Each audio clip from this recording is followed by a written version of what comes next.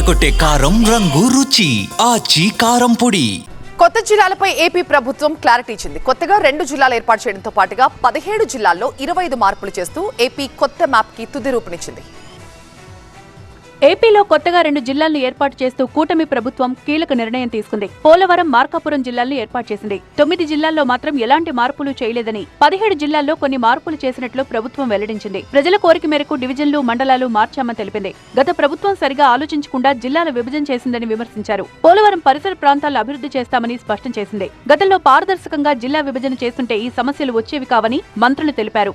దాదాపుగా 17 జిల్లాల్లో మార్పుల కోసం మనం ఇచ్చాము. 9 జిల్లాల్లో మార్పులు లేవు. 17 జిల్లాల్లో కూడా మార్పులు వచ్చాయి. గజెట్ ఇచ్చిన తర్వాత పబ్లిక్ నుంచి వచ్చిన రెస్పాన్స్ బట్టి మనకి ఎక్కడెక్కడైతే మండలాలు మారాలో, ఎక్కడెక్కడైతే డివిజన్స్ కావాలో అవన్నీ కూడా మనం ఏర్పాటు చేయడం జరిగింది. మార్కాపురం, గిద్దలూరు, కనిగిరి, ఎర్రగొండపాలెం కలిపి జిల్లా చేశామని, తిరుపతిలో కలవాలని రైల్వే కోడూరు ప్రజలు ఎప్పటినుంచో కోరుతున్నారని మంత్రులు వివరించారు. బనగానపల్లె, అడ్డ రోడ్డును డివిజన్లుగా ఏర్పాటు చేస్తున్నామన్నారు. చేర్పులు, మార్పులన్నీ జనవరి 1 నుంచి అమల్లోకి వస్తాయన్నారు. అన్నమయ్య జిల్లా పేరు అలాగే ఉంటుందన్నారు. జిల్లా కేంద్రం మాత్రం మదనపల్లెగా ఉంటుందని వెల్లడించారు. ఇక రాజంపేట నియోజకవర్గాన్ని కడప జిల్లాకి మార్చేందుకు కేబినెట్ ఆమోదం తెలిపింది.